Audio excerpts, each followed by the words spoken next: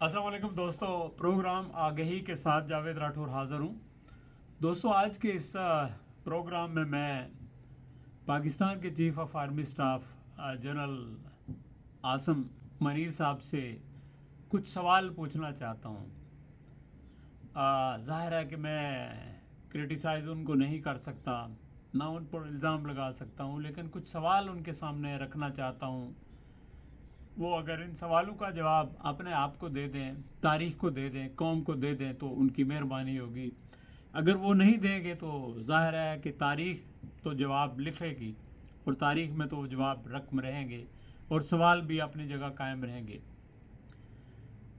عاصم منیر صاحب، میں آپ سے یہ پوچھنا چاہتا ہوں، آپ اس وقت پاکستان کی فوج کے سربراہ ہیں، تو ظاہر ہے کہ اس سے پہلے فوج کے سربراہان سے جو غلطیاں ہوئی یا جو کچھ انہوں نے کیا، اس کے ذمہ دار آپ نہیں ہیں، لیکن آپ کا ادارہ تو ہے۔ اگر اس حوالے سے بات کریں تو کیا آپ اس بات کو جٹلائیں گے کہ مجیب الرحمان کو اکثریت کے باوجود اقتدار نہیں دیا، اور اس کا ذمہ دار کون تھا؟ کیا پاکستان کے چیف آف آرمی سٹاف اس وقت کے جنرل یحییٰ خان نہیں تھے؟ پاکستان کے اندر ایک چلتی ہوئی جمہوری حکومت کا تختہ الٹ کر مارشل لا لگایا تو وہ جنرل ضیاء الحق نے لگایا، وہ پاکستان کے چیف آف آرمی سٹاف نہیں تھے۔ پھر پاکستان کی عدالتوں کو فورس کر کے ذوالفقار علی بھٹو کو تختہ دار پر چڑھایا گیا، جس نے پاکستان کو ایٹمی ملک بنایا، تو وہ کوئی اور نہیں تھا، پاکستان کے چیف آف آرمی سٹاف تھے۔ پھر اس کے بعد بے نظیر بھٹو کی حکومت آئی تو ان کی حکومتوں کو 2 بار ڈسمس کیا گیا۔ کیا وہ حکومتیں جو ہے اسٹیبلشمنٹ کی سازش کے بغیر برخاست کی گئی تھی یا اسٹیبلشمنٹ شامل تھی اس میں؟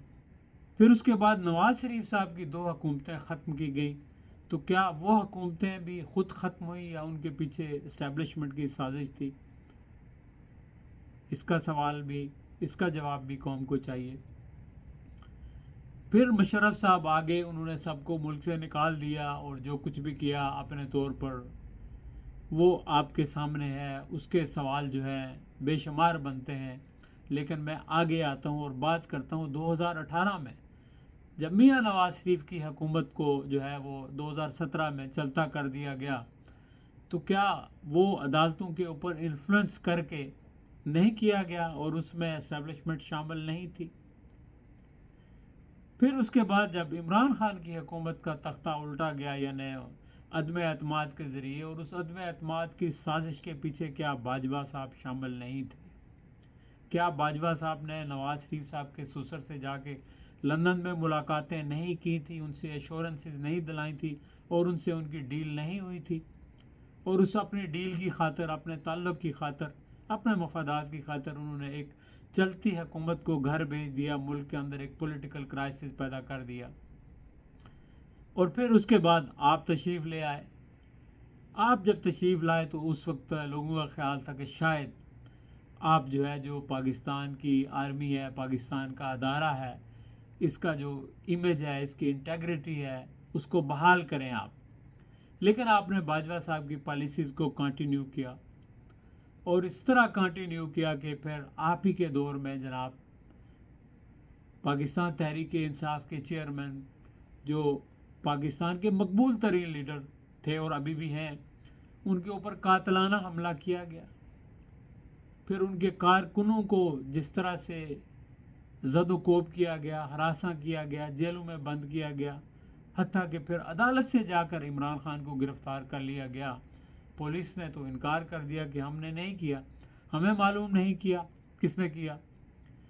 پھر آپ نے جا کے جو حملے ہوئے وہاں لاہور میں عمران خان کی رہائش گاہ پر، تو اس کے اوپر جو حملے ہوئے، اس میں ظاہر ہے کہ پنجاب کی پولیس تھی، لیکن پنجاب کے آئی جی نے کسی سے یہ کہا کہ جی ہم سے گاڑیاں اور وردیاں چھین لی گئی تھی اور ہمیں نہیں پتا کہ کس نے جا کے حملے کیے، یعنی اسٹیٹ ود ان اسٹیٹ بن چکی تھی۔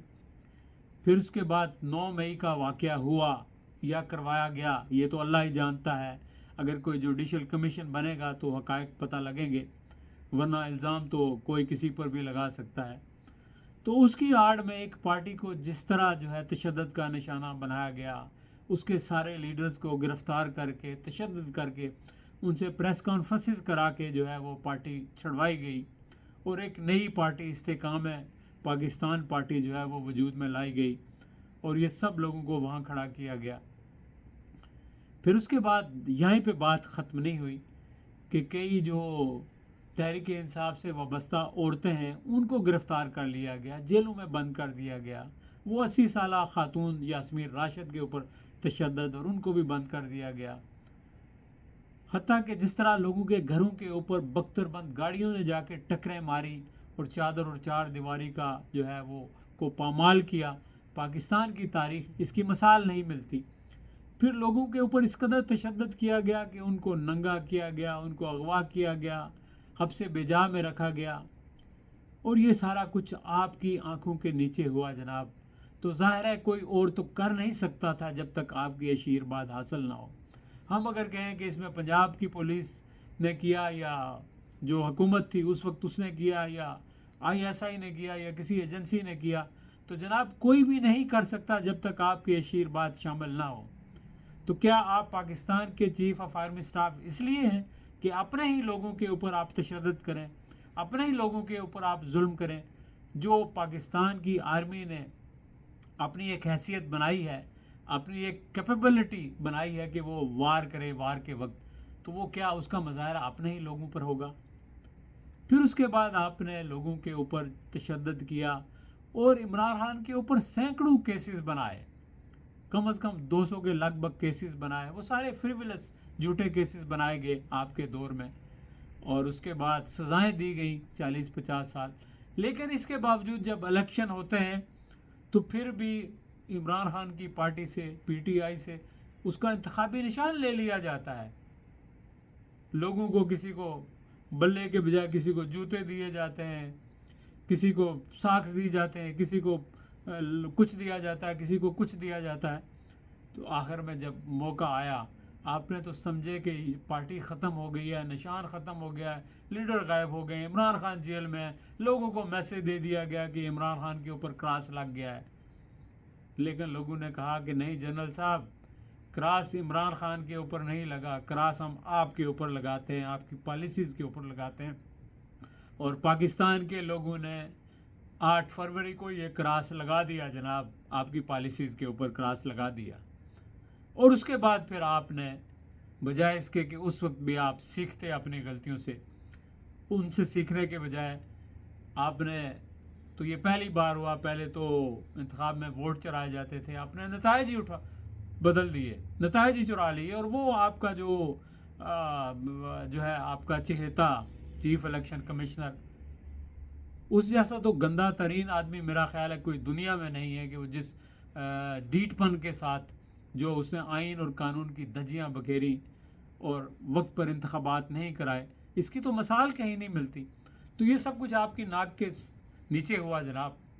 تو کیا پھر آپ ایکسپیکٹ کرتے ہیں کہ لوگ ابھی بھی جو ہے آپ کی پالیسیز کو اپریشیٹ کریں گے، آپ کو اپنا مسیحا سمجھیں گے، آپ کو اپنا چیف آف آرمی سٹاف سمجھیں گے؟ ہاں، چونکہ طاقت آپ کے پاس ہے، بندوق آپ کے پاس ہے، تو لوگ بولیں گے نہیں۔ لیکن جب لوگوں کو موقع ملا تو لوگ اپنی رائے دیں گے، جس طرح 8 فروری کو دی۔ اور یہ ایک ہوپ تھی، اگر 8 فروری کو جو لوگوں نے فیصلہ دیا، اس فیصلے کا اگر احترام نہ کیا گیا تو پھر اگلا مرحلہ کیا ہوگا؟ پھر لوگوں کی ہوپ ختم ہو جائے گی۔ لوگ جب ہوپ لیس ہو جاتے ہیں نا، تو پھر ان کے پاس کچھ نہیں رہتا، کوئی راستہ جب نہیں رہتا نا لوگوں کے پاس، تو پھر لوگ مرنے مارنے پر تیار ہو جاتے ہیں، پھر لوگ تشدد پر آ جاتے ہیں۔ تو کیا آپ تیاری کر رہے ہیں کہ پاکستان کے 25 کروڑ عوام کے ساتھ آپ ٹینکوں کے ذریعے، جہازوں کے ذریعے آپ لڑیں گے جیسے کہ غزہ میں ہو رہا ہے؟ آپ ایسا کرنا چاہیں گے؟ میرا نہیں خیال کہ آپ ایسا کرنا چاہیں گے، یا کوئی بھی پاکستان کا جرنیل یا کوئی بھی فوجی اپنے عوام سے لڑنا چاہے گا، اور نہ عوام لڑنا چاہیں گے۔ لیکن آپ کی پالیسیز لوگوں کو مجبور کر دیں گی۔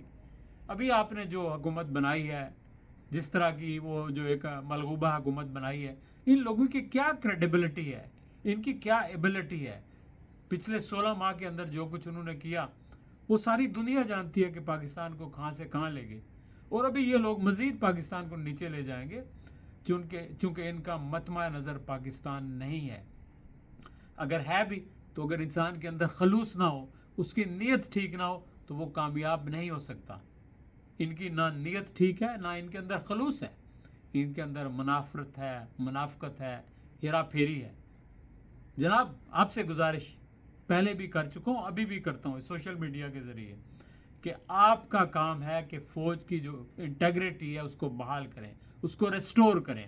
اور اس کا طریقہ یہی ہے کہ آپ جو ہے اپنا کام کریں اور آپ اوپنلی کہیں کہ ہمارا سیاست سے کوئی تعلق نہیں ہے. ایسے نہیں کہ جیسے آپ کے آئی ایس آئی کے سربراہ آئے تھے اور انہوں نے پریس کانفرنس کی تھی اور کہا تھا کہ ہم آج سے سیاست نہیں کریں گے، لیکن ایک پارٹی کے اوپر الزامات لگائے تھے. یعنی سیاسی کا پریس کانفرنس کر کے آپ کہہ رہے ہیں غیر سیاسی ہو گئے. ایسے نہیں، اپنے عمل سے آپ دکھائیں کہ سیاست سے آپ کا کوئی تعلق نہیں ہے. آپ کا تعلق ملک کے دفاع سے ہے، دفاعی معاملات سے ہے. اور سیاستدانوں کا کام ہے، اور جو سیاستدان صحیح کام نہیں کرے گا عوام اس کا احتساب کریں گے. یہ آپ کے اندر جو ایک ایولیوشنری پروسیس چل رہا ہے جمہوریت کا، یہ چلتا رہے گا تو لوگ خود بخود گند صاف ہوتا رہے گا. لیکن اگر آپ اس پروسیس کو چلنے ہی نہیں دیں گے، آپ ہر روز جو ہے وہ 2 سال بعد 3 سال بعد کوئی اور نیا بندہ لے کر آ جائیں گے، پرانے بندے کو اٹھا کے باہر پھینک دیں گے.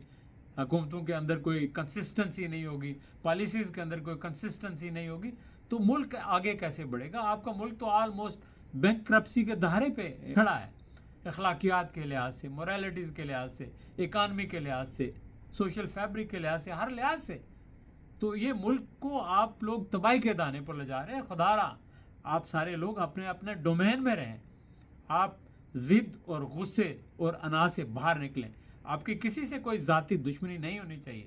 میں اگر آپ سے ایڈریس کر رہا ہوں تو میرا مقصد یہ نہیں کہ آپ پر تنقید کرنا. میرا مقصد یہ ہے کہ آپ سے براہ راست گفتگو کرنا، چونکہ آپ ہی اس وقت طاقتور ہیں.